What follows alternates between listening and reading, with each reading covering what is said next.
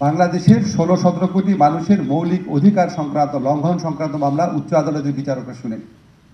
উচ্চ আদালতের বিচারকরা, হাইকোর্টের বিচারকরা অধিকাংশ ক্ষেত্রে ফাইনাল আপিলেট কোর্ট হিসাবে কাজ করেন।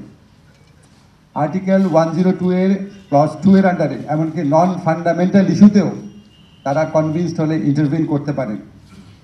নিম্ন আদালতের সুপারিনটেন্ডেন্সের ক্ষমতা তাদের। বাংলাদেশের সংবিধানে উচ্চ আদালতের বিচারকদের, হাইকোর্টের বিচারকদের প্রচণ্ডভাবে ক্ষমতাশালী করা হয়েছে। এই প্রতিষ্ঠানটা যদি নষ্ট করা যায় তাহলে বাংলাদেশের যে কোনো রিপ্রেসিভ গভর্নমেন্ট এসে সকল ধরনের মানবাধিকার দলন করার একটা অবাধ একটা সুযোগ পেয়ে যায়। এবং এক্স্যাক্টলি এই কাজটাই গত 15 বছর করা হয়েছে। উচ্চ আদালত মানবাধিকার হরণ করার, মানুষকে নির্যাতন করার একটা হাতিয়ারে পরিণত হয়েছিল। এমনকি এমন ঘটনা, অদ্ভুত ঘটনা আমরা দেখেছি যে আপিলেট ডিভিশন দিনের পর দিন জামিনের শুনানিটা ডিলে করেছে শুধু খদিজাতুল কুবরা যে মেয়েটা ছিল, খদিজাতুল কুবরা মেয়েটাকে বেশি দিন বিচার ছাড়াই জেলে রাখার জন্য। জঘন্য সব ঘটনা ঘটেছে। তো এই উচ্চ আদালতের অনাচার, আদালত ব্যবস্থার মাধ্যমে নিপীড়ন নির্যাতনের ক্ষেত্রে সবচেয়ে প্রবলেমেটিক যে বিধানটা সেটা হচ্ছে উচ্চ আদালতে বিচারক নিয়োগের আইন।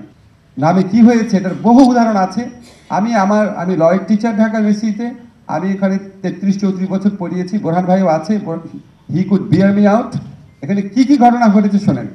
আমাদের উচ্চ আদালতে এমন বিচারক নিয়োগ পেয়েছে যে নিম্ন আদালতে জাজ হওয়ার পরীক্ষায় ফেল করেছিল, আমাদের ছাত্রদের মধ্যে আছে।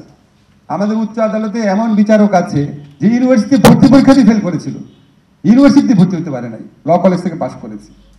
এমন বিচারক আছে যারা কোনোদিন কোর্টে প্র্যাকটিস করে নাই, এনলিস্টেড হয়েছে লয় হিসাবে, প্র্যাকটিস করে নাই। ভয়াবহ সব ঘটনা ঘটে গেছে। এবং আমাদের যখন আইন সমিতির প্রোগ্রাম হতো, আমি আমার ছাত্র জীবনে যেই সমস্ত ছাত্রকে সবচেয়ে ফাঁকিবাজ, সবচেয়ে নিম্ন মরালিটির, সবচেয়ে অমনোযোগী, সবচেয়ে পলিটিক্যালি বায়াস যাদেরকে দেখতাম, তাদের কাউকে আমি হতবাক হয়ে দেখতাম। তারা বলে, স্যার আমি তো জাজ। আমি খুবই বিস্মিত, বলে তুমি জাজ? বলে জি স্যার, হাইকোর্টের জাজ। এবং আমি এত অবাক হয়ে তাকাতাম, তারা এই দৃষ্টি সহ্য করতে না বলে সরে যেত। এই ধরনের নিয়োগ হয়েছে। এই জায়গাটা আমাদেরকে অ্যাড্রেস করতেই হবে, করতেই হবে।